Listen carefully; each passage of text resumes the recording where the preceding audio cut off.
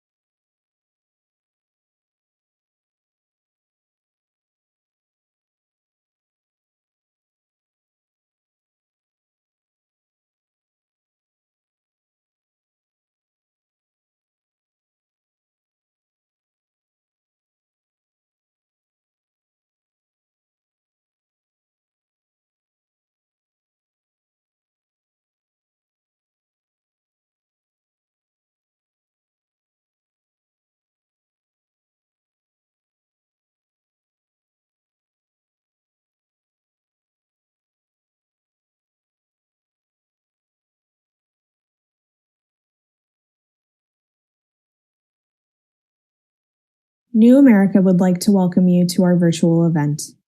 The program will begin momentarily.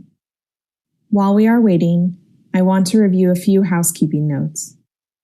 This event is being recorded, and a recording will be posted to the New America events page within 48 hours after the event. Attendees will be in listen-only mode, and you will not be able to be seen or heard by your fellow attendees or panelists. Therefore, we encourage you to share your comments and questions in the Q&A features, which can be found at the bottom of the screen. Thank you for joining us. We will begin momentarily.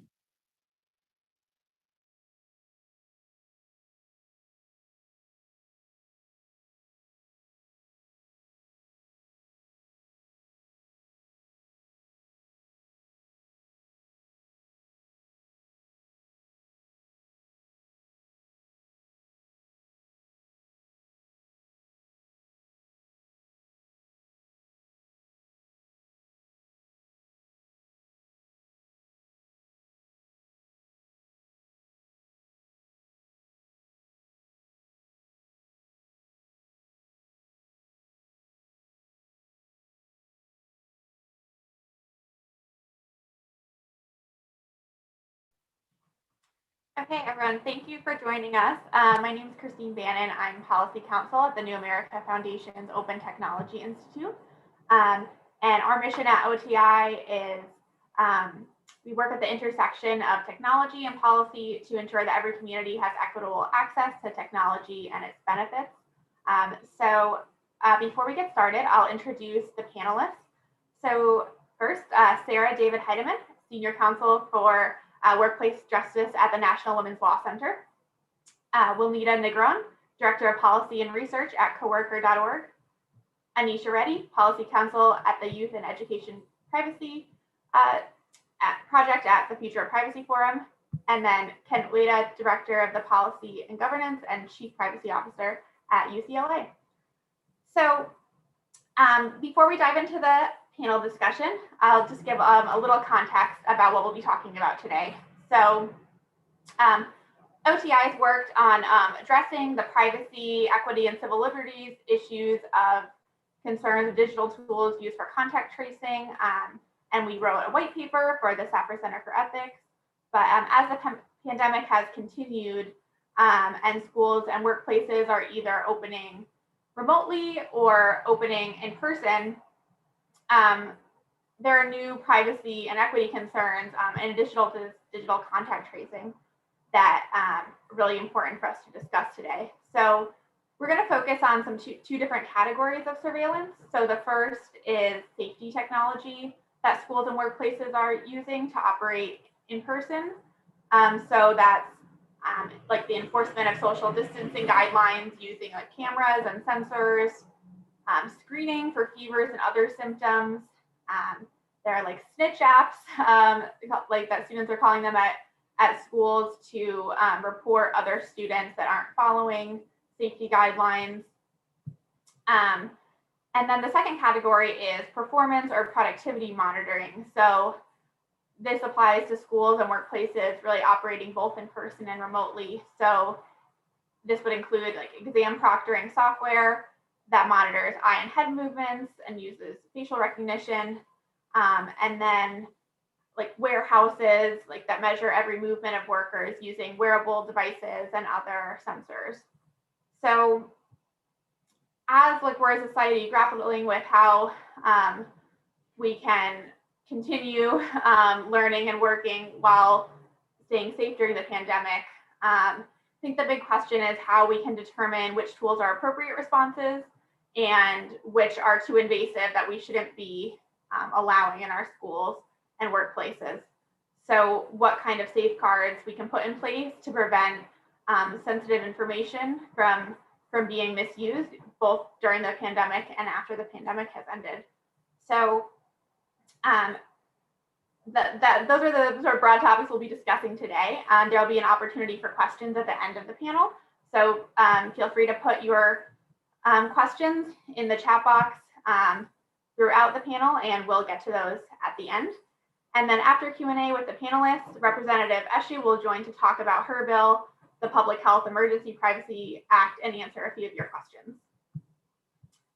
So to get started, I think we should talk about the context of like that we already have a lot of surveillance technology in workplaces and schools. And a lot of the tools we're seeing are sort of extensions of those systems that have already been in place. So starting out with Wilnita and Sarah, do you see the pandemic workplace safety and productivity monitoring as part of this larger trend of increased surveillance of workers? And what are you seeing that is like built upon those existing systems, and what is new and a departure from those systems?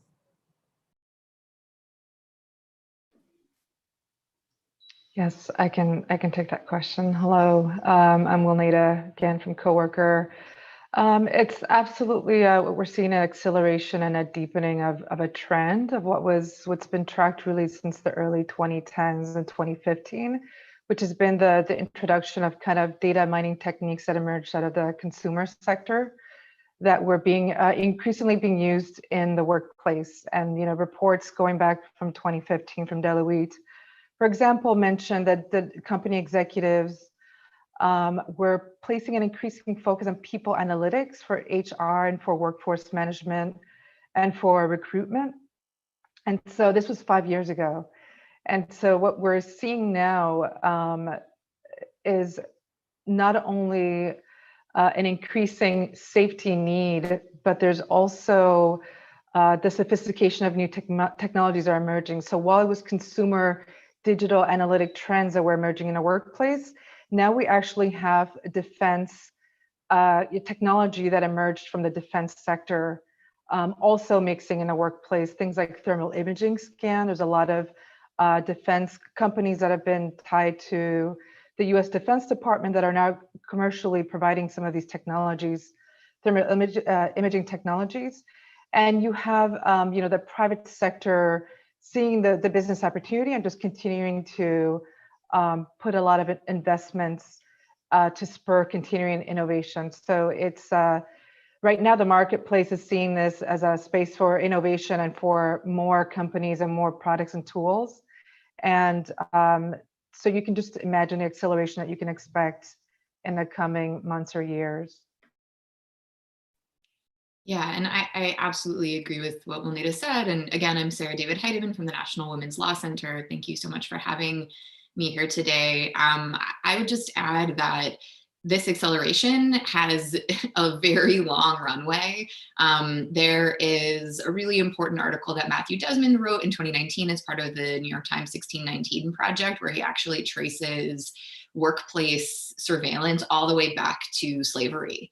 And so, whereas we oftentimes think of workplace surveillance as rising with the advent of industrialization, in fact, data analysis was happening where people who were enslaved were surveilled not only for the amount of product they could create, but to try and put down rebellions. So things like tools being accounted for on a regular basis to make sure a large number of axes or other potential weapons didn't suddenly go missing. So, for as long as we've had work in this country, we have had employer surveillance, and over time, those techniques have changed with the kind of work that we have folks doing.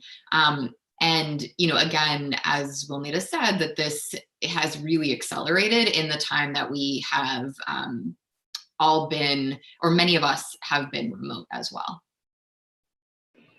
I think it's related to that. I think it is important to, while there's like a historical continuum, as Sarah's pointed out, going back to slavery, of just workplace monitoring of workers. It's important to talk about what is different about this time, because while there's an acceleration, there's other things that are other new practices that are emerging, and I can just kind of quickly touch on some of those. Going along with the trend of the historical continuum of this problem is like, legislation still has not caught up to the speed of innovation. And right now, the reality is there's much more health data has been collected of workers and biometric data. And then, of course, we can't ignore the broader political context, is that, there's an administration that has undermined the quality and enforcement of labor laws and occupational health and safety measures. And you have, institutions in the government that would have vetted some of these tools in the workplace that have, just because of the nature of the emergency, have kind of thrown the red lights and kind of have let the private sector dictate. So for example, the Food and Drug Administration, is allowing companies to market infrared thermal cameras that have not been vetted by health regulators for temperature checks in uses in warehouses and factories. And equally, the Equal Employment Opportunity Commission, which enforces anti-discrimination rules and usually prohibits employers from requiring employees to undergo medical exams. They've also are now allowing employers to take employees' temperatures. So again, it's the mix of both the broader democratic governing context with the nature of the emergency, where institutions that would have vetted some of these new tools are wanting to be responsive to what employers and employees are feeling, in sense of wanting to get back to work. But all of that means that there's just an influx of new tools and technologies that are not vetted. We don't know if they're doing what are intended to be doing, and could be sowing the seeds of just a continuing hypervigilant workplace. Thank you. So turning to the education context now, I'll go to you, Kent. So I'd like for you to talk a little bit about your role as Chief Privacy Officer, what that really entails, and what types of technologies you were really reviewing before the pandemic, and how, or if or how that's really changed the types of tools you're looking at during the pandemic, and how you think through the privacy implications of those tools, and how you determine what's appropriate to use on campus and what isn't appropriate. So I think I might just skip the part about the role, because privacy officers do a whole bunch of different things. And so first, I have to say thank you for inviting me. This is really exciting, and I think something that's of great concern to me. But I also see that this is an opportunity for balance. This is one of the both a foundational concern and a foundational approach, I think, that we take, certainly within the university context. So easier said than done, of course. Thinking back to the March timeframe, when we were all pivoting overnight to a completely remote way of working and teaching and researching. Of course, the communications infrastructure was which was already critical in our lives, became super critical. We couldn't live without it. But along with that, an awful lot of effort was put into enhancing what we already considered important in terms of web accessibility, particularly for students with disabilities, for privacy aspects, and for information security aspects.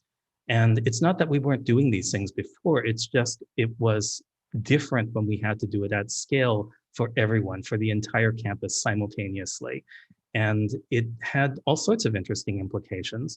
So it's not about the technologies, around pandemics per se, or pandemic response per se, but I think certainly true that for all of us, that we now depend on this infrastructure and we have to make sure it works. And things like the accessibility are particularly important. When we talk about technology, almost inevitably, we're really talking about the data and the algorithms behind or wrapped around the technologies. And implicitly what the permissions are, how we can use the data, what constraints we place on the data, and ultimately the opportunities and the consequences that impact us as individuals, using that data. And we have governance structures in place to think about these questions. When there are 2 or 3 or 5 legitimate competing needs. Simple question, for example, we're collecting data for symptom tracking, symptom monitoring, it's health-related data. And okay, how long should we keep that data? Well, there's no easy answer to that. I have an answer that I like, but so do others. So there's probably a joke somewhere in, take a researcher, an epidemiologist, a privacy officer, an attorney, and a healthcare provider in a bar somewhere and ask them, how long should we keep this symptom monitoring data? And we will probably get several different answers, probably clumped into 2 or 3 different regions, if you will, from for as little as possible to as long as the pandemic lasts, which is probably forever in some sense. And it's hard because each of these answers has a legitimate argument behind them. And so we're really trying to balance, how do we come to a reasoned, how do we converge on a reasoned response for the institution? As I say, we sort of have these mechanisms already.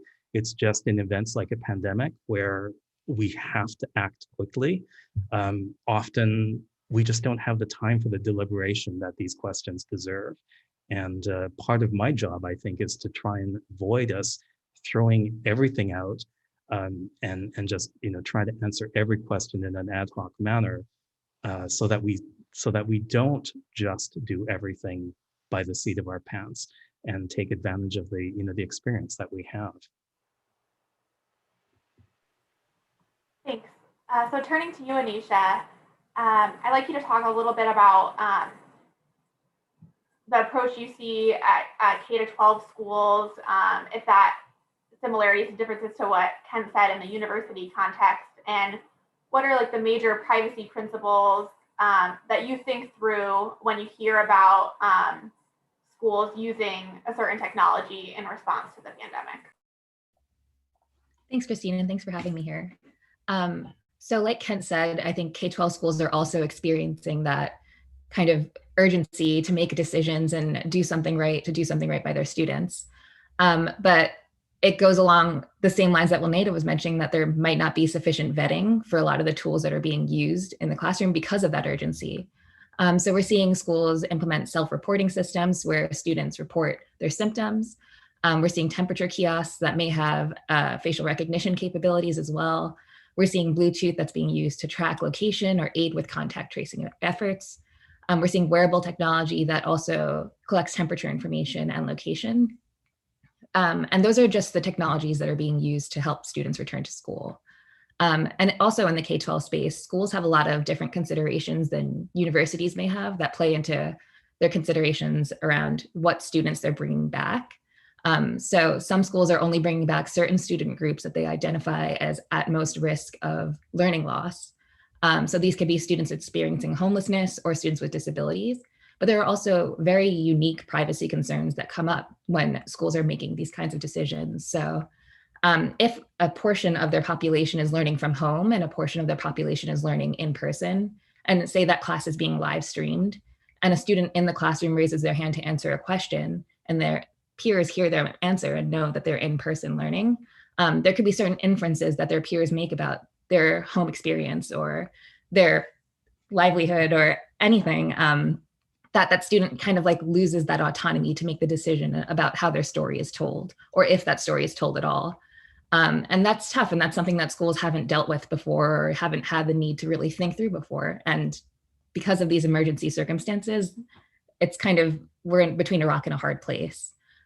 So there's a lot of different legal considerations that play into that that question as well.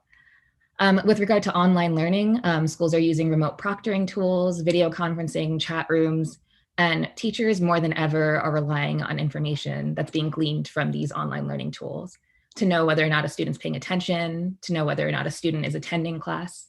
And there are major privacy principles that should be playing into these decision-making processes. So for example, there should be purpose limitations set on the data that's being collected. So there should be a clearly defined purpose for this new data that's being collected to ensure it's only being used for that specific purpose and not being repurposed later on. There should be data minimization. So schools should only be collecting the specific information they need to meet that purpose. And there should also be access controls to ensure that only those who require that information to do their job have access to that information. It shouldn't just be available to every teacher with an institutional account. But in addition to that, because of the unique experience of students right now, schools should really be thinking about transparency with their processes.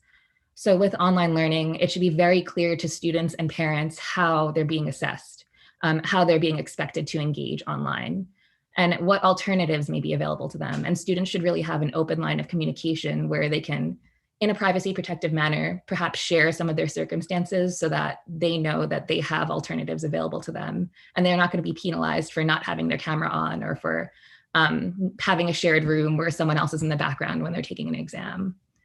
In addition to that, when communicating with parents, schools should think through the technology they're using and the methods they're using to communicate with parents. So not all parents may have access to a landline where they can answer a phone. So maybe there should be occasional check-ins or another avenue for schools to reach parents. Tulsa Public Schools actually partnered with a company that connects parents with real-time interpreters so that they can contact schools when they have questions and actually have someone who speaks their language translate for them. In addition to transparency, I think it's really important to contextualize the information that's being collected now. So some of the technology that's being used, for example, a temperature check may not be super accurate. So there should be another human level of the decision-making process before a student is turned away from school. And like, for example, with the camera off circumstances, it shouldn't be overinterpreted that because a student's camera is off, that they're not attentive or not paying attention or not attending a class. Students can have so many different circumstances that play into them not wanting to have their camera on that teachers should have an open line of communication with them.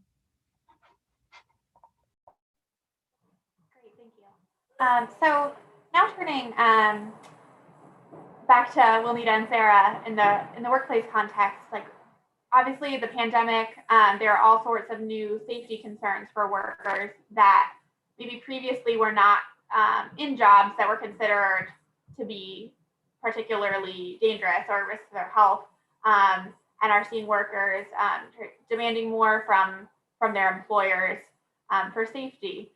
And so my question is, are you seeing workers making similar demands for like better privacy protection to not be like surveilled? And how does this interact with union organizing? Have these safety measures and increased surveillance made it more difficult for workers to organize and to demand better protections?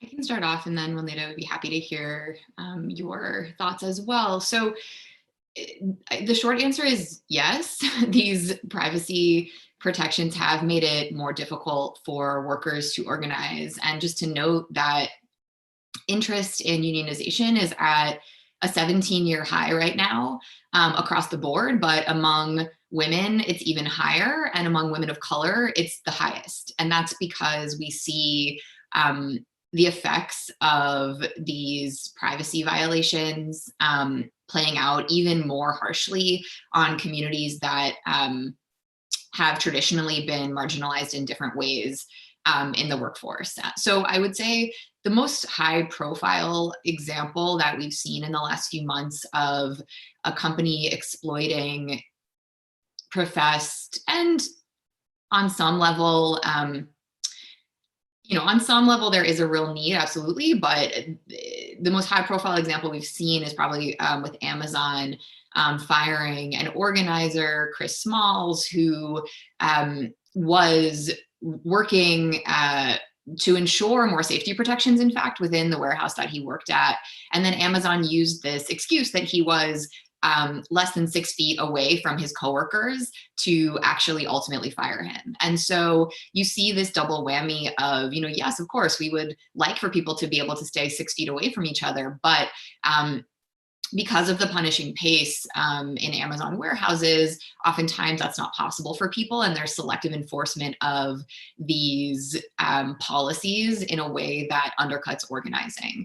I mean, certainly we also have a National Labor Relations Board now under this current administration that is interpreting rules in a way that is preventing people from being able to organize. So where we may have had rules in the past that employees could, for instance, use employer email systems to organize with each other, if those email systems were used for other non-work related purposes, now the current National Labor Relations Board is no longer of that opinion.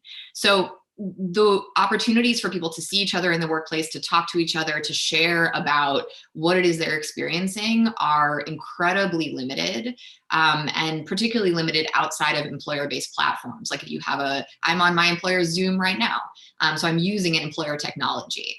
So if I want to talk to my coworkers about organizing, and we just actually organized a union at the National Women's Law Center in April, we are careful to use technology that's not owned by our employer, even though our particular employer, has not shown animus towards our organizing. So, this is, it's a huge problem. The way that the pandemic and remote work and technologies put in place and rules put in place to keep people safe are also being used to undercut organizing. Yeah, thank you, Sarah. I think to add to that, I think, what's really interesting right now is just the dual, it's several things. One of them is just the dual nature of technology and, and just the ambiguous nature of it. What was HR enterprise tools are just adding an increasing amount of apps and features. And then we're later discovering that these, new data points that can now be incorporated into kind of like workplace intelligence and analytics are being, companies like the example that Sarah mentioned of Amazon, they have an intelligence suite that collects 40 to 60 data points. And among those are things like crime and weather, but among that were other data points that they were using to track labor organizing. So it's like there's the layers that we've already identified, the absence of clarity of purpose of these tools and the lack of transparency, and maybe different from the education sector, the lack of any kind of governance structure just creates a lot of a very hostile workplace. And there's it's not only Amazon, there's also Whole Foods that, there was revealed that they, in their intelligence, HR suite, again, this dual nature of technology, where just like technology tools that are being used in the HR now are also collecting data points that can create heat maps to keep an eye of where the concentration of workers. And so that was revealed that 510 of Whole Foods systems were using these heat map features in these HR analytic tool sets. And I think the other important thing that's worth calling out is just that it creates an obstacle to organizing and to having a collective conversation and clarity around these tools is just the current reality of the segmentation of the workplace. And so, we're facing historic high levels of unemployment. We're seeing a segmentation of the labor market in terms of like essential workers, those workers that are working from home, which are much more professional. And then you have, like I mentioned, the unemployed, and each of those types of workers are experiencing a different type of technology. Essential workers, again, they're in the workplace physically, so they're dealing with all the health and wellness monitoring, the thermal temperature scans, the video surveillance, the wearable to measure social distancing. For those of us that are fortunate to be able to work from home, what's being in the tools that we use like Zoom and Slack and other new analytics, there's now, measuring productivity, measuring emotions and sentiments, just like a different types of workplace analytic. And then you have the unemployed right now, which is a large growing percentage of workers at this time, which are experiencing their own types of surveillance around accessing public benefits and measuring fraud and sort of other punitive kind of data collection practices and monitoring that's happening in the unemployment system. So it's like the segmentation of the labor market as all of these various tools are coming in is just creates like a barrier to kind of broader organizing, just like the broader conversation that's needed. So Sarah, since you're at the National Women's Law Center, I thought I'd ask you if you see any of these tools or policies that have been put in place during the pandemic affecting women workers in particular. Yeah, absolutely. And, I want to also just note at the top that there are both racial and gender dynamics here, for sure. So oftentimes, what I'm mentioning now about the effects on women workers, there's a double whammy effect on women of color in particular. So just to note that in September, there were more than 1.1 million workers who were forced out of the labor force, who left the labor force as a result of the pandemic, and a full 80% of that 1.1 million was working women, and Latinas were especially overrepresented in that number. These numbers are totally unprecedented. Before this year, the earlier record was in January of 1958, which was the record for women's labor force losses, and now it's September.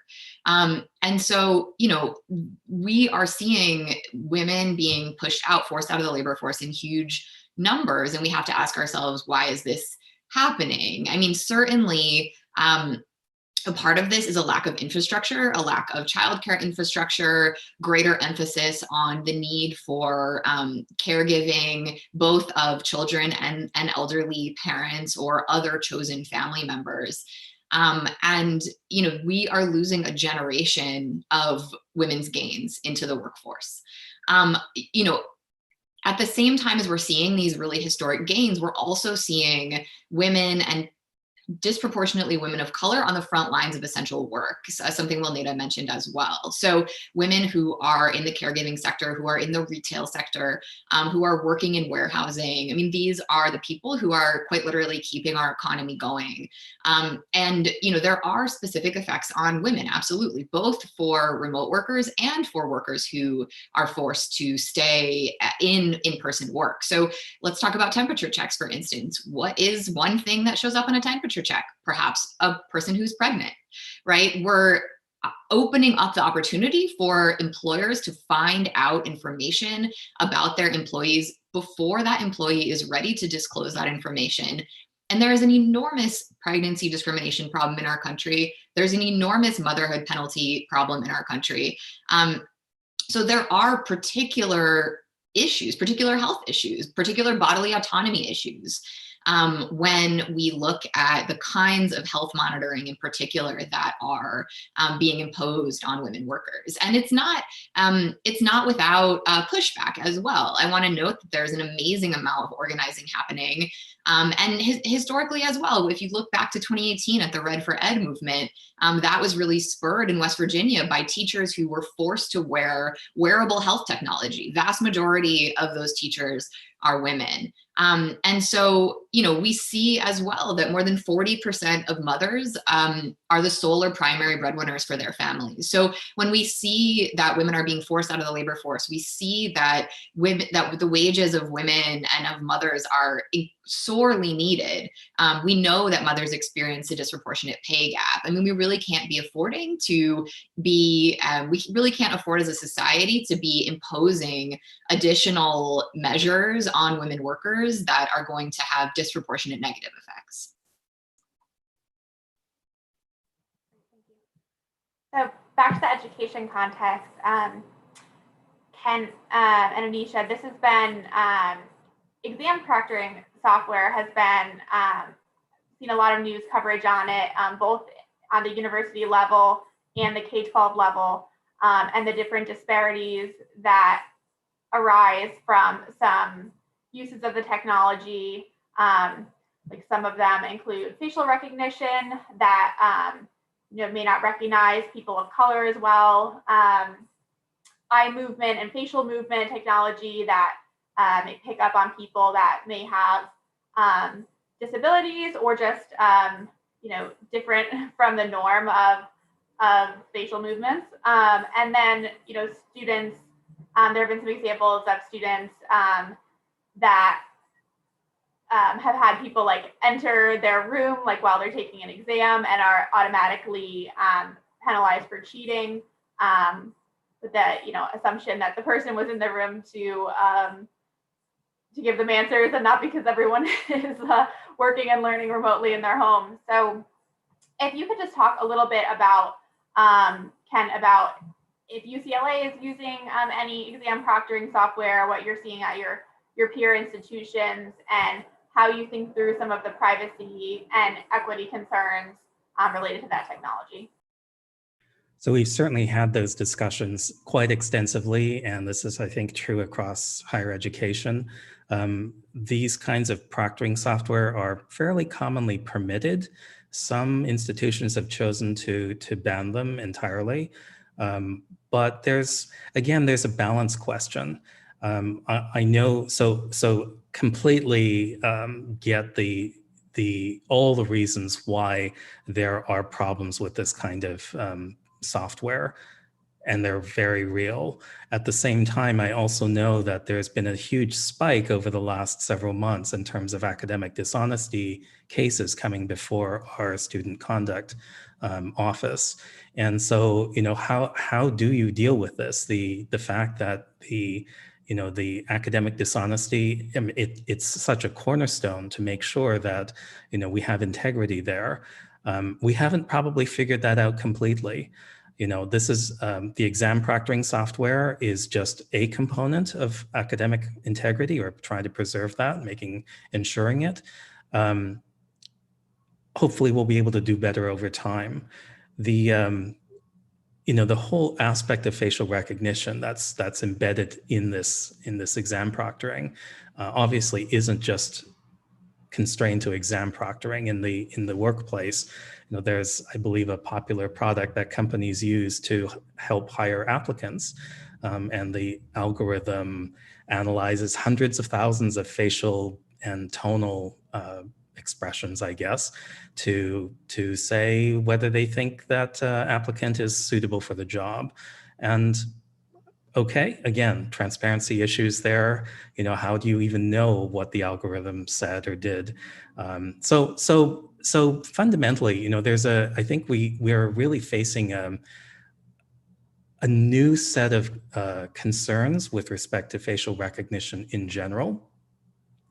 And we see it. I think we see this every time we see a brand new sort of technology ability, where we have a set of people who are racing as fast as they can to move forward, another set of people who are calling for a complete halt, and then every position in the middle.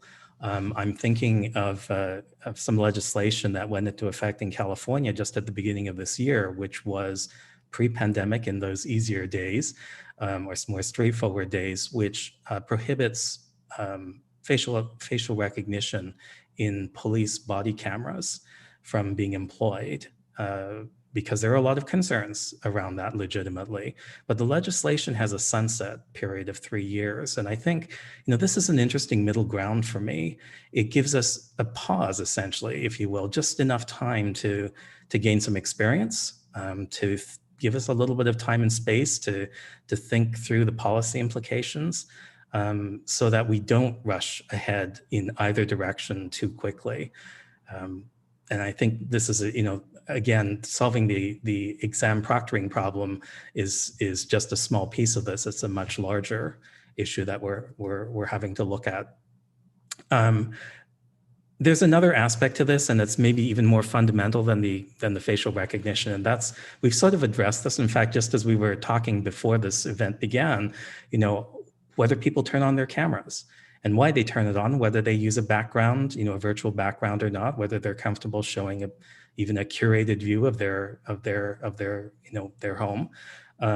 And there's a really big discussion going on in higher education about whether instructors should be permitted to require students to keep their cameras on.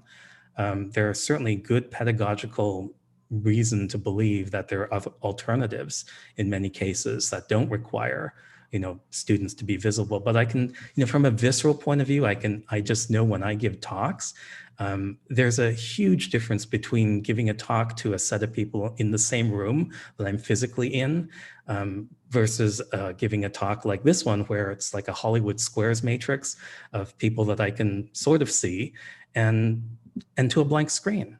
It's just the difference is gigantic.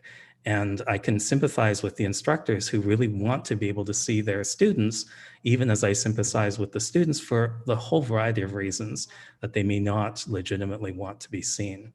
And again, we're exploring hopefully what are not necessarily alternatives, but middle grounds, where, for example, if a professor calls on you for a question, maybe that's when you turn on your camera just for that instant, or for that minute where you're answering a question.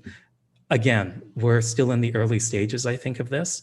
And it's really going to be interesting to see, look back 10 years from now, how we did, if you will.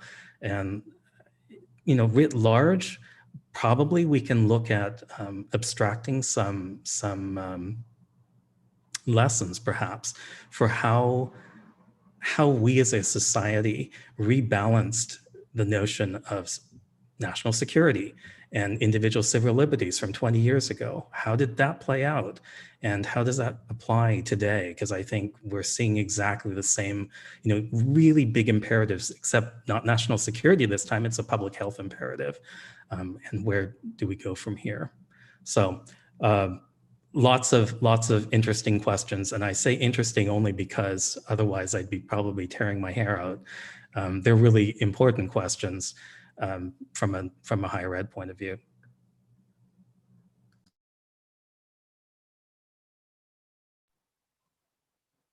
Anisha, are you seeing are your thoughts similar in the K-12 area, and what are you seeing for younger students? So I'll say that this question also touches on just a larger trend that we've noticed at FPF, which is that schools are kind of wholesale adopting policies that worked in the in-person learning environment that might not work as well in the remote learning environment. So this is an extreme example, but a student was suspended for having a BB gun in their online classroom. So when they were learning from home. And on their permanent record, it's now listed that they brought a gun to school, which is egregious. And to a less extreme example, building on what Kent was saying, about having students online have their camera on and the visible cues that are helpful for teachers.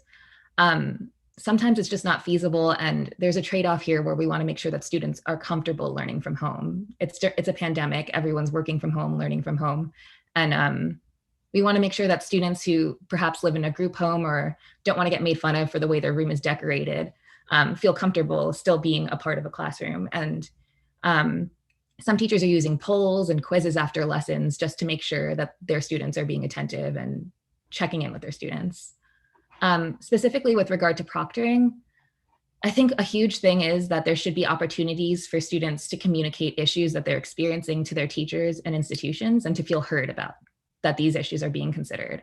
And there should be alternatives available to students. So a student shouldn't be automatically fail an exam because their internet stopped during the exam and they couldn't access the exam proctoring software. The software shouldn't make the call, isn't making the calls here. It's the teacher that's making the calls to fail that student based on these questions. So if a student does have a disability and may have some tics that are flagged by the software, the teacher should have the responsibility for reviewing that and making sure that the student wasn't cheating. Having a person in the background doesn't mean a student was cheating, like you said earlier, Christine. The circumstances we're in require flexibility, especially when we're thinking about how we're trying to replicate the in-person learning environment at home. In most cases, it just isn't feasible, and we really need to think about how we approach these questions and the impetus behind these policies. So for an exam, we want to make sure that students comprehend the content that they're being tested on. Surveillance may not be the answer if that's what we're trying to measure. So having a student show a proctor their whole entire room, how effective will that be to ensure a nervous student who has a timed exam to take is going to effectively answer questions here? And I think what Kent brought up is really accurate. Like, there are honor codes that students should be held to, and students shouldn't be cheating and they shouldn't turn to cheating because they're learning remotely. But I think there's a whole level of trust here that we really need to build while students are learning from home. When it comes, Christine, should I touch on future development? Yes, go for it. Sure. So in addition to schools rethinking how they approach these policies, I think companies who are creating these tools should really think through what goals they're trying to help schools achieve here and think about the populations that their technology is going to touch. So they should focus on their most vulnerable populations when designing products. It's unacceptable for a tool that requires video to recognize a student's face to not recognize a Black student's face. Because these decisions that these tools can make are really going to impact a student's future. So a student taking the bar exam in 2020 shouldn't have to worry about being recognized from this tool for an exam that'll define the course of their future. So it's really important to make sure that products are accessible and non-discriminatory to make sure, and that'll just benefit all students in general. But I think it's really important to approach how we create these policies in a different way during this pandemic while learning looks completely different. I would just add, I completely agree. Certainly, touching on the accessibility issue, again, the fact that really high quality captioning isn't automatically something we expect is problematic to me. We settle for so much less than something that's high quality, and has serious implications for people who need that kind of captioning. I think there's also when you think about privacy, there's a really big area of exploration that I think we can still look forward to, if you will, with at the intersection of equity and inclusion, particularly, and certainly diversity.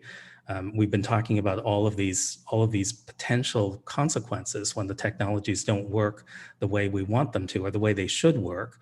At the same time, I think we haven't yet fully explored what those things mean.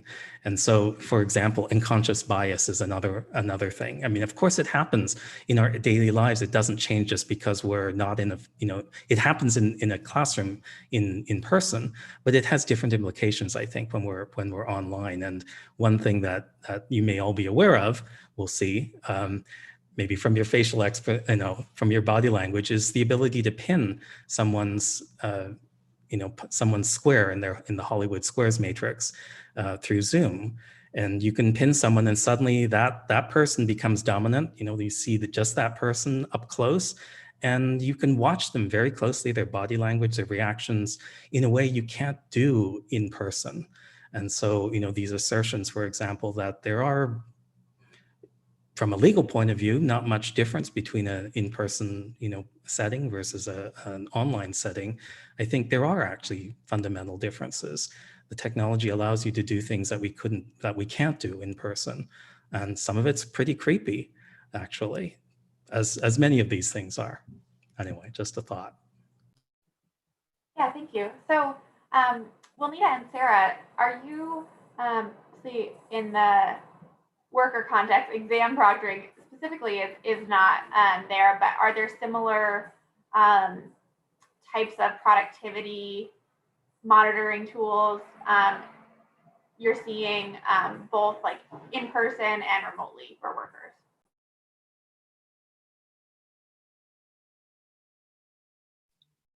I'm happy to start off, but then we'll need to, again, want you to certainly take it over.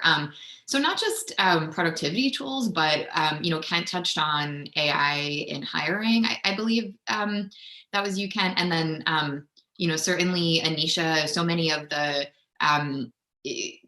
points you touched on to try and ensure non-discrimination in these kind of tools are very much questions that we have in the worker justice space. So the National Women's Law Center was part of a coalition of organizations that published a set of guidelines to try and ensure that hiring technologies don't further discrimination. And I can drop that in the chat.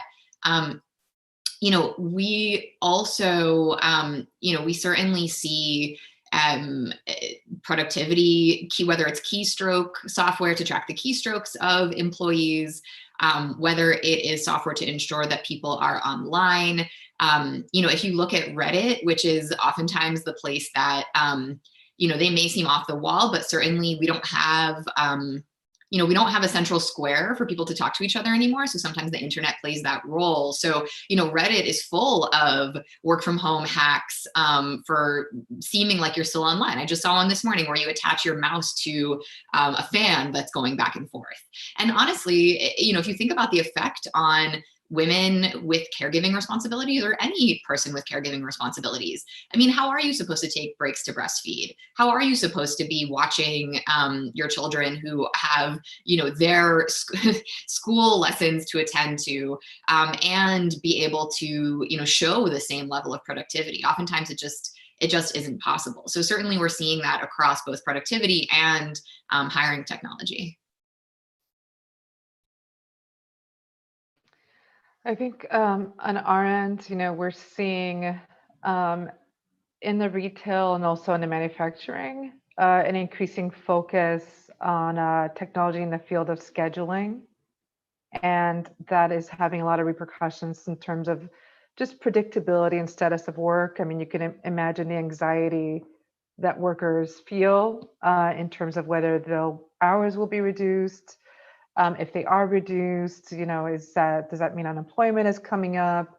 And so now, the rollout of new tools that are, helping to facilitate what is like a fragmentation in the workplace of people's availabilities and kind of concerns about safety is now just creating a lot of, in terms of predictability and status of work, just a lot of instability.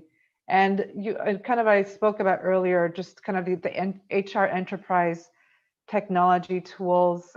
They're also rolling out a lot of apps to serve as time clocks and asking workers to download these apps on their mobile phone. And, again, the theme here is, all of this might be great, but there's no transparency in terms of how that information is being collected. How if it's being integrated into is a data point that is feeding a bigger HR intelligence suite, and whether the companies that are collecting that data are even selling the workers' data to other third-party companies. So kind of fueling the broader kind of data-centric consumerism that is a part of our lives today. And so we're just seeing a lot of tech vendors that just have a COVID solution that is being plugged into this HR enterprise technology platforms. And, the concerns around scheduling and productivity, the ability to track those things, and then just not knowing how that data has been consolidated and how it's being used. And we talked, kind of like, the communication platforms, Zoom and Slack, GoToMeeting, adding those features into those suites, and then new companies coming in, Time Doctor, Terriman, Very Clock. I mean, when you look at this sector, which I look at very closely, is like a proliferation of kind of time management productivity companies that are just also being founded. Yeah, and just briefly, I noticed the chat function is disabled, so I just wanted to say for folks that if you Google civil rights principles for hiring assessment technologies, you'll be able to find that list of principles. And just to underscore Will Nada's point, the Society for Human Resource Management, which is an employer side HR organization, has some estimates that these technologies cost anywhere between just over $5 to $13 per worker.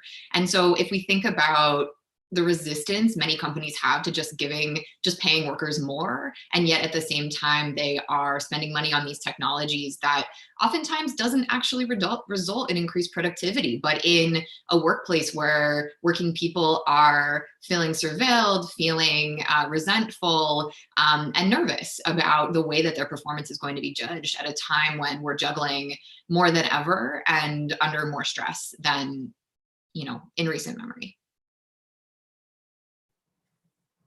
Yeah, so going off of that, I mean, I'd like to start with Anisha and Kent first about what the student response has been to some of the things their schools or universities are requiring, whether they're mandated or optional, but and has there been pushback from students and staff, or has this been more received as necessary for dealing with the pandemic? I can take a quick stab at that first.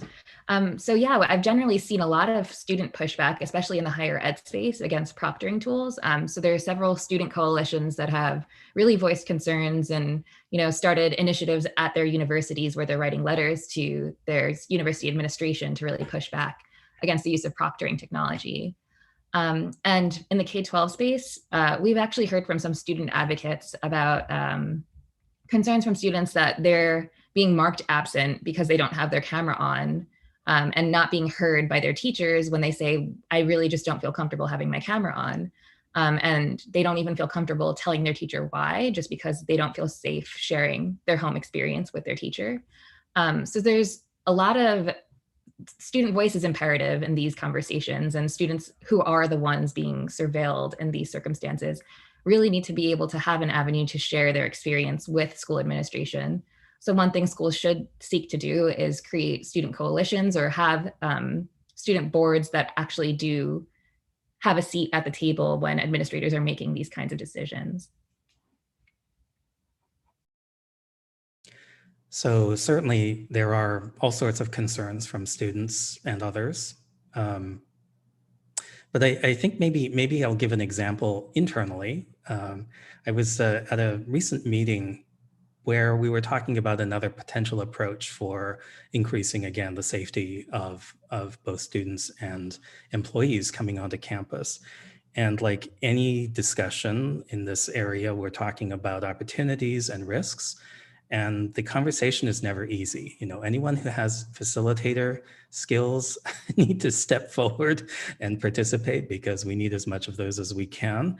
And the conversations aren't easy because we all, again, have different need or different goals, legitimate ones. And at one point, someone just became completely exasperated and said, almost shouted, in exasperation, "You realize we're in a pandemic."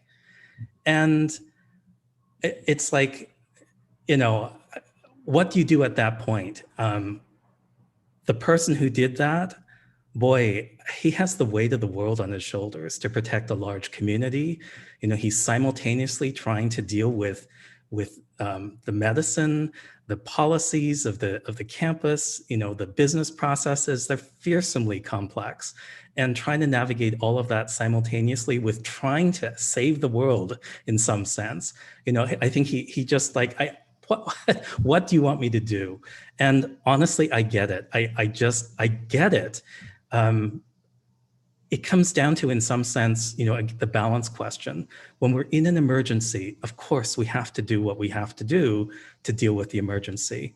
But when there's a, at some point the emergency becomes a little bit less urgent. We probably need a new scale for dealing, measuring urgency, because when everything's an emergency, nothing is an emergency, or everything is, and there's no way to prioritize.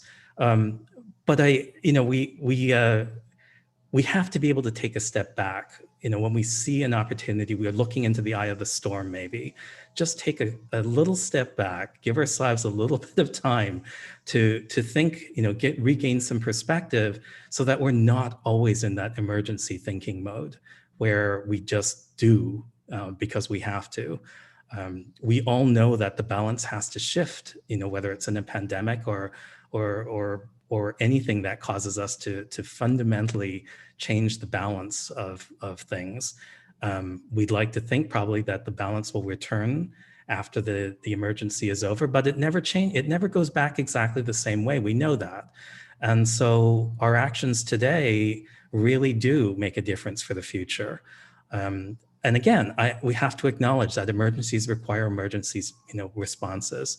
But where we can, we need to take that step back. And boy, at the same time, I'd like to say we have to be kind to ourselves, when we have that opportunity to take a deep breath, because thinking about that meeting and every one of those people in that room, we're all just trying to do the best that we can, with the imperfect situation, the imperfect tools, the unknowns, and just that deep breath is a good thing, I think, to have. Yeah, so back to Wilnita and Sarah, what has the response been from workers that you've seen? What types of asks are they making of their employers, and how responsive have employers been to those requests?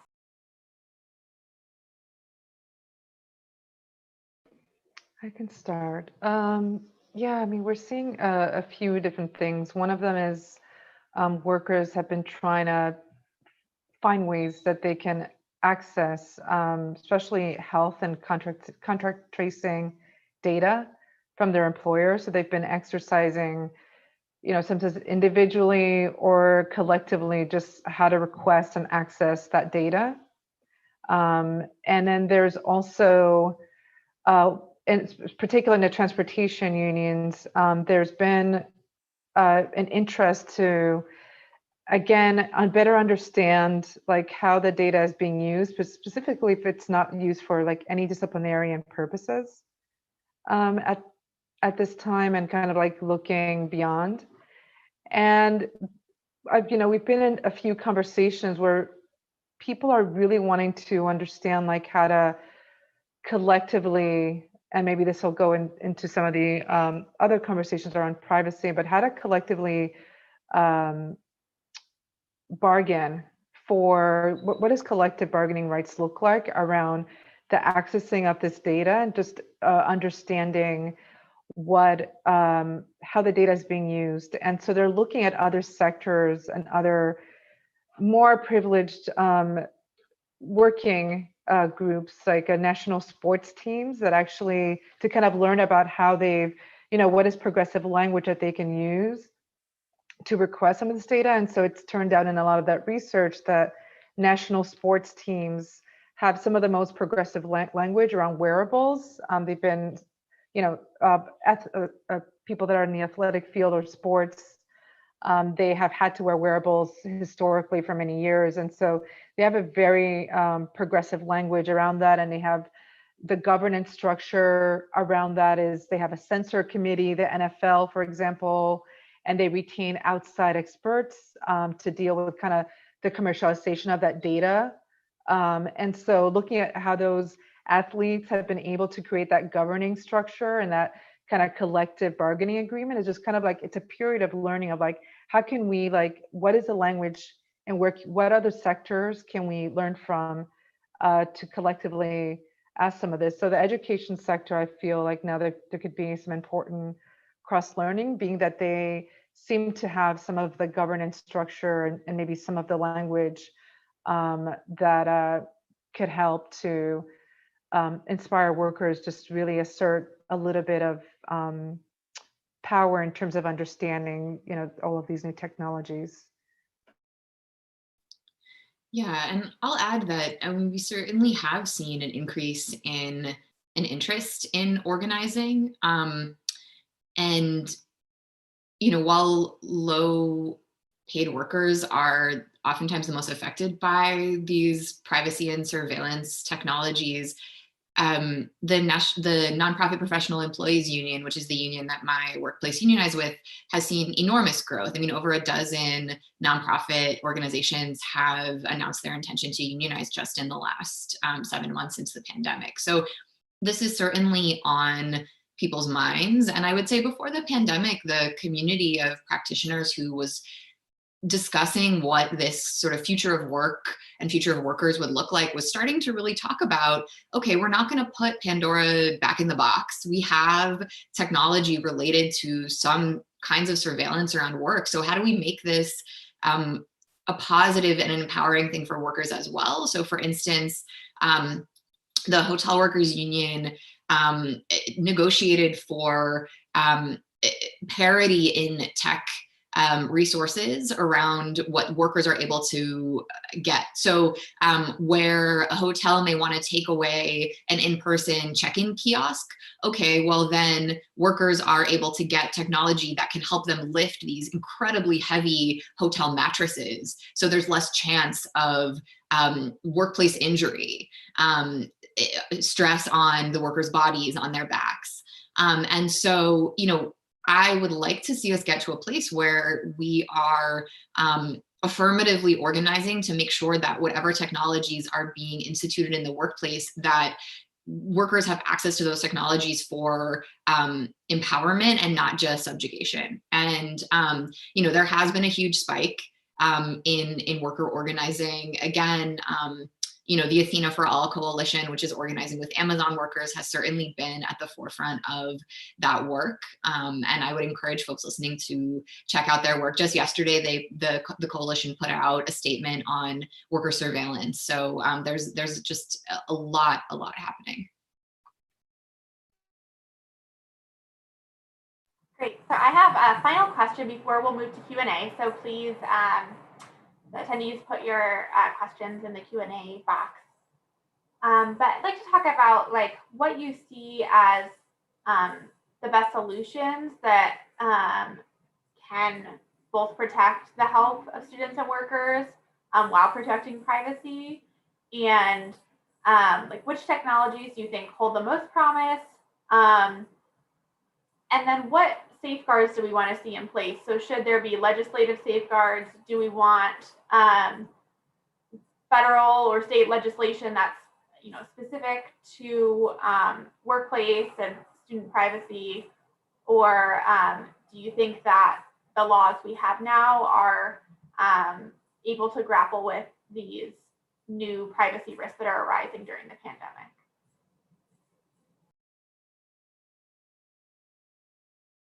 Anyone can start with this one. I can start from the school perspective. So I think one key thing that school districts should be looking to, from the K-12 perspective, is making sure that their community is effectively informed. I think empowering people to make their own health decisions, empowering families to make their own health decisions is key. So letting parents have the information to know whether or not they want to send their student to school. Federal privacy laws don't prevent schools from reporting out de-identified or aggregate information about COVID cases in their community. And there still is a lot of confusion around how schools can report safely in a privacy protective manner. The Department of Ed put out some guidance, but it's not effectively being communicated to schools that are actually struggling with this question. And with regard to a privacy law, I think we really have to understand that all the tech being used right now, it really depends on trust. And how effective any of this tech is depends on trust. So we need students and faculty to trust their institution isn't going to repurpose this information that could be used against them later in their permanent record or in some circumstance. We don't want any of this information to be used to limit opportunities. And we want to make sure that this information is secure and private. But if there isn't trust, then none of this is going to work. Students might not accurately report their symptoms. They might not take their cell phone with them everywhere if schools are using location data. And it just won't be accurate. So it's not going to help anyone. So a privacy law could help build trust if there are certain guaranteed protections that the information is only going to be used during the scope of the pandemic and won't be reshared. But a law itself won't create trust, and that depends on the communities and the institutions that are using these technologies. There are a lot of laws that touch on student privacy issues and student health privacy issues, but schools need the resources to understand, digest, and be able to really apply them to the emergency circumstances we're in now. So I think if there is a law that does provide schools with resources, training, and guidance, and there's trusted public health officials who are actually in the mix here, that could be really amazing. But trust is key right now. So Anisha, were you a privacy officer in a previous life? Yeah, you're channeling the, our vibe here. I was going to say, transparency is so key to the trust factor, and as you say, without the trust, so much of what we're doing depends on honesty, and people aren't going to be honest if they're fearful, if they're not sure, if they're speculating about what might be going on behind their backs or not. It's not like we can control everything, but disclosing what we can and can't control, what we do and don't do, at least people may not agree with our position, but at least then they're focusing on the real issues as opposed to just sort of speculating. One example of where we don't have control, and I'm not saying it's bad, is legislation that was just signed in California very recently, I don't know, 2 Saturdays ago by our governor, basically amending our existing communicable diseases reporting law to include a patient's gender identity and sexual orientation for any communicable disease, including COVID. And this is meant, and it was actually a package of legislation that was signed to strengthen LGBTQ protections for that community. And it's really designed to provide health authorities with more information so that they can address health inequities, they can actually design interventions for that community. But at the same time, there are a lot of concerns about being required, mandated to share that information, very confidential, sensitive information. You don't know whether there'll be secondary or tertiary reuse in the future, or if there'll be a breach. You just don't know. We have no control over that. There's a public good here. There's a common good here. And all we can do is be transparent. Part of I think our daily problem in everyday life in this area is that the opacity of risk, if you will, is so high. It's hard to know what the risks really are.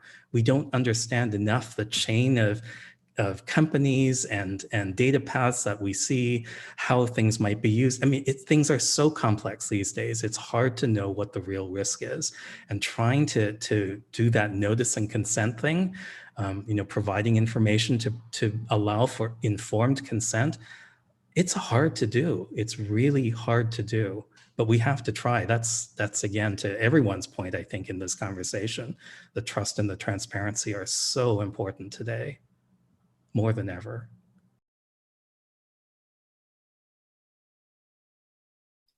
Yeah, I would +1 transparency. I mean, certainly workers have a right to know what kind of data is being collected about them. Similar to some of the points that were made in the education context, ensuring that the data that's collected is for a particular purpose that doesn't go beyond the bounds of what's necessary, that there's an understanding of how long it will be kept for, and frankly, an understanding of what kind of profit is being made off of the data that workers are, perhaps unwillingly or unwittingly providing.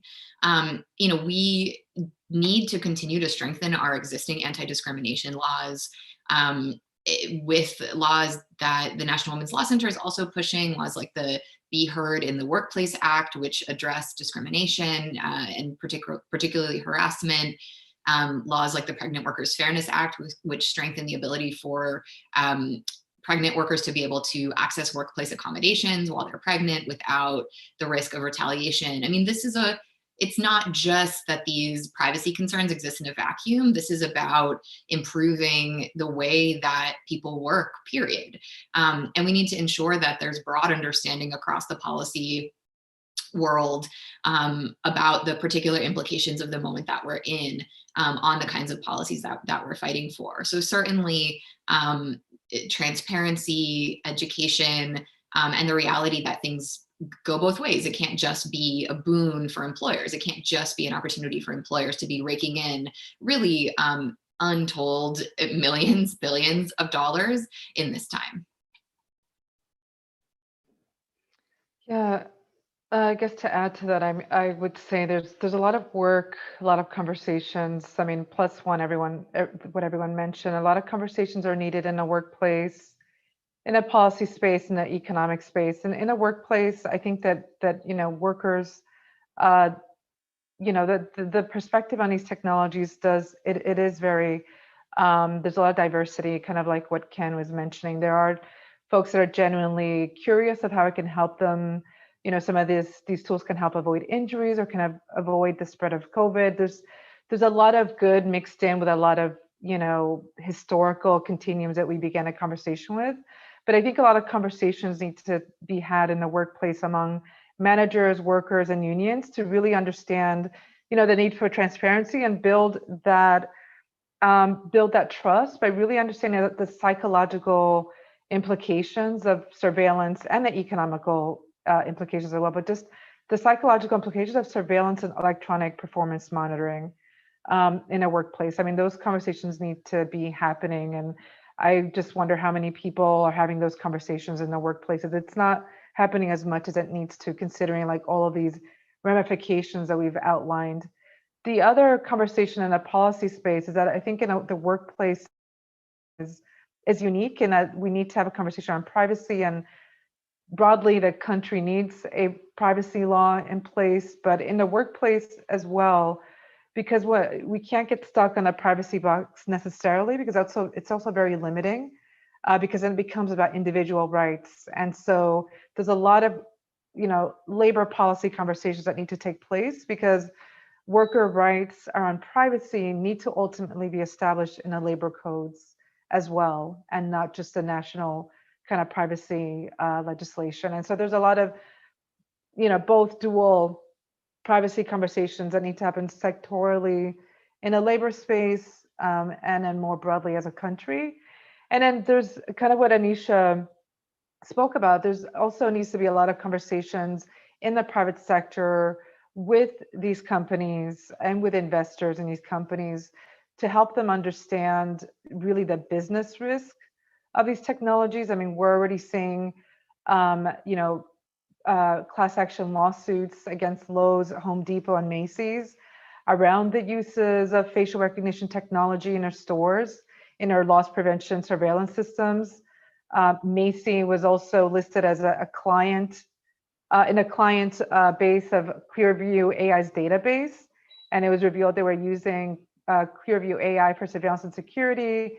And Kroger is also the supermarket chain, also facing a biometric class action lawsuit over the collection of employees' facial data in some other Illinois locations. So it's like there are real business risks that are going to emerge in this rapid innovation that's going to have ramifications for them in the long run. And those are conversations that need to, we need to bring workers' voices and perspective, and even students, in understanding the private sector to just like slow down. We don't have the policy and the safeguards in place, and you're also innovating in such a rapid space and without thinking of the ramifications that, there are lots of class action lawsuits. So there's a lot already taking place, and there's a lot of business risks. And so, it's kind of like a moment to like chew gum and walk at the same time, because all of these, the conversation in the workplaces, the policy conversations across sectors and the labor and as a country,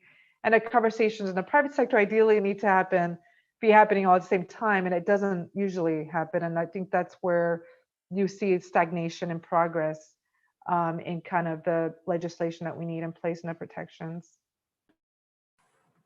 Well, thank you so much to our panelists. That's a great segue to our welcoming of Representative Eshoo. We're really grateful that you're able to join us.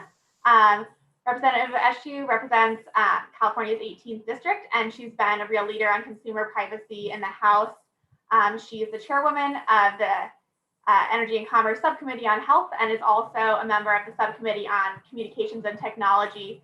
So really is uniquely positioned to talk about this topic of using technology to monitor health during the pandemic. She sponsored the Public Health Emergency Privacy Act, which would address many of the privacy risks that this panel has been discussing. And the bill is endorsed by OTI, so we are big fans. And so I will turn it over to you to discuss your thoughts on how we can protect privacy and health during the pandemic.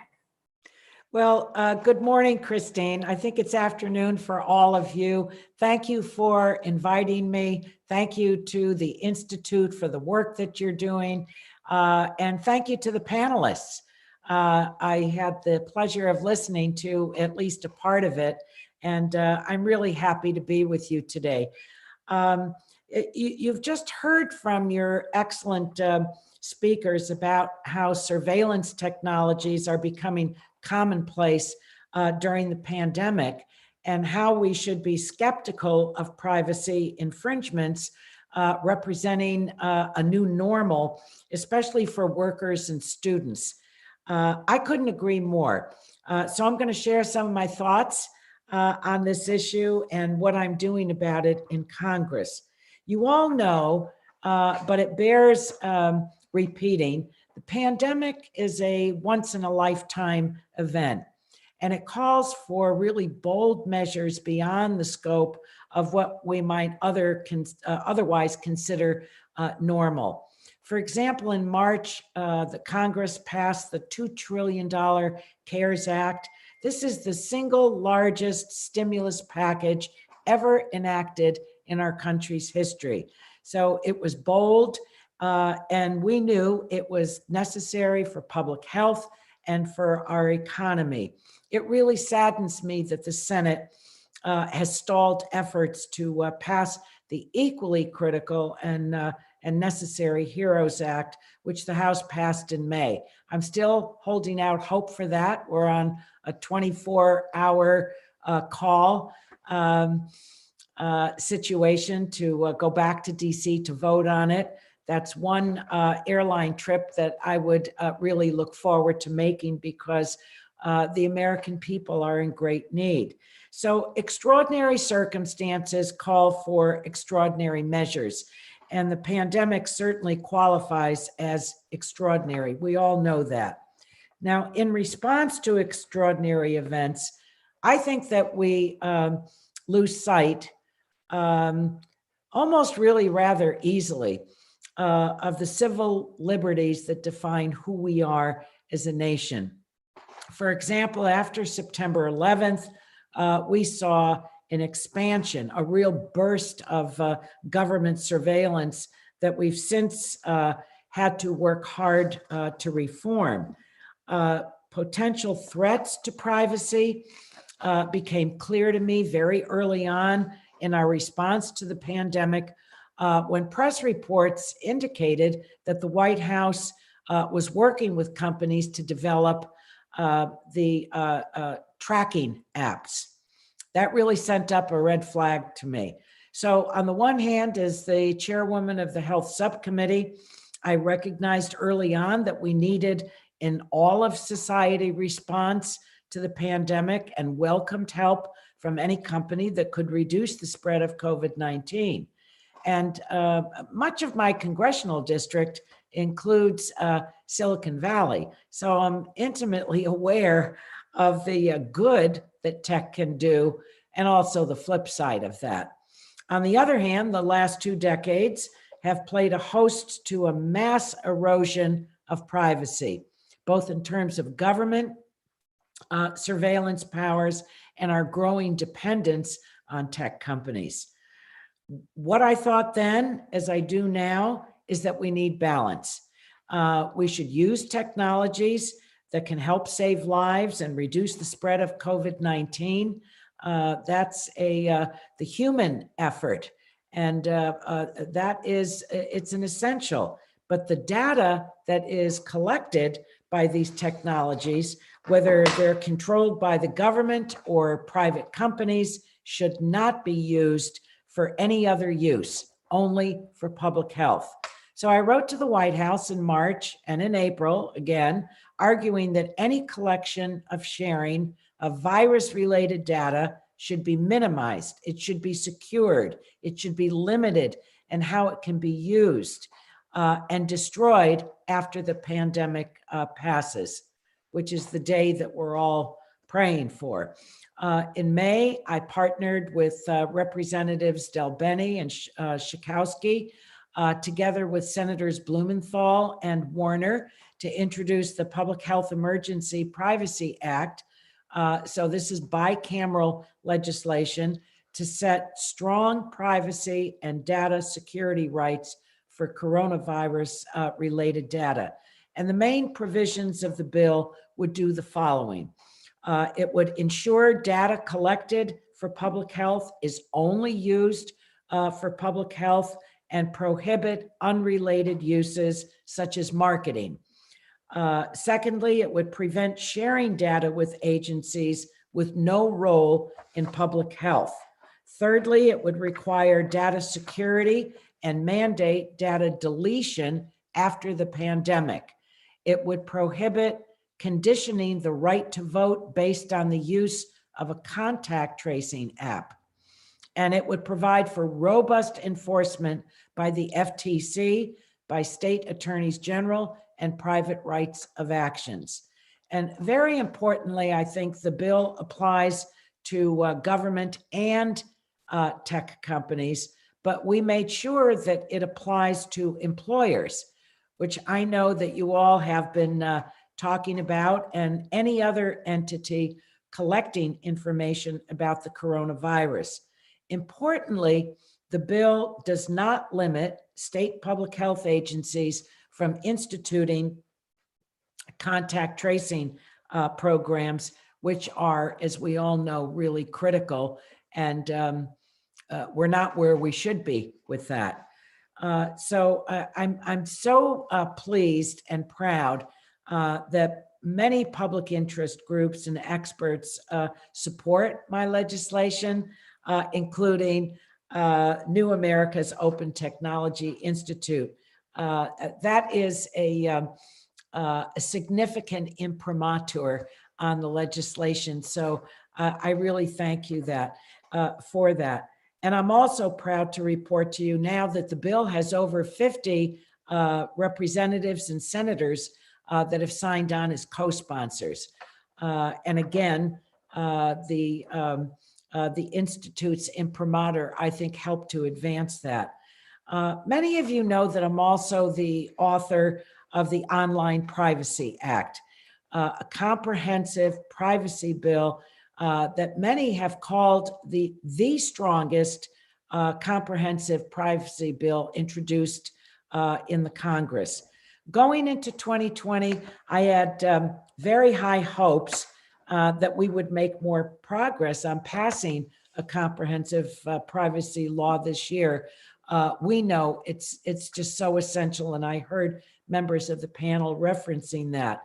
If we had, I think today's event and my Public Health Emergency Privacy Act would look very different, because we would be building on a foundational privacy law. The way I think of this legislation and the tremendous amount of work that went into it, Congresswoman Lofgren and I worked on it for a full year. We sent the draft out to public interest groups, to academicians, to every stakeholder imaginable, and they sent back their comments and suggestions. We built much of that in. I do not believe that that work is lost. In fact, I view this bill as the template for comprehensive privacy law in our country with a new administration. So we will stay on it. When I think about privacy concerns during the pandemic, we have to think about coronavirus related information that should be protected. And that's what my public health privacy bill considers. And we also need to think about the types of privacy harms that existed before the pandemic that are exacerbated by everyone engaged in distance learning, in teleworking, and receiving care through telehealth. Those are all areas that we have to not only be mindful of, but certainly take into consideration as we move forward. Excuse me. While the pandemic has completely upended any priorities we had in January, as I said, enacting comprehensive privacy law remains a high priority for me, especially as we head into the next Congress. I think I'm repeating myself, but I'm doing that on purpose because I think it's an essential. So I'll conclude by saying what I've said so many times before, and that is that I really believe that privacy is in the DNA of the American people. Our Constitution prohibits unreasonable government searches because the government has immense power. So we have a healthy suspicion. We have a healthy suspicion on these issues. And I find with my constituents that when I describe the various efforts relative to privacy, that they nod in the affirmative. They want it, they know that we need it, and that it is addressing something that is essential in our democracy. Today, tech companies, employers, large organizations, small organizations of all types across all sectors are also immensely powerful, which is why, again, Congress has to protect the privacy of users, of workers, of students, of all Americans, of all Americans. So again, I will close on the same note that I opened with, and that is all of my thanks to OTI for inviting me today for this really important discussion and for your special leadership, because it is special. It's not only special, it's essential on advancing the conversation around protecting the privacy of all Americans. So stay healthy, stay safe. We need you, and vote. We need. Well, let me put it this way: it's all about turnout, turnout, turnout, turnout.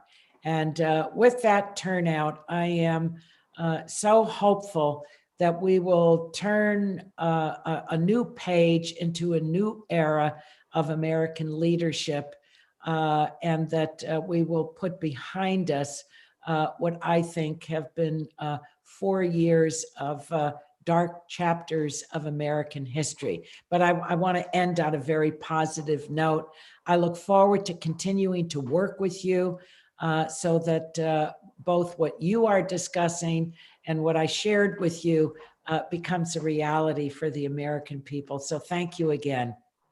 Thank you so much, Congresswoman. And we really appreciate your leadership in this area and look forward to what you're going to do in the next Congress.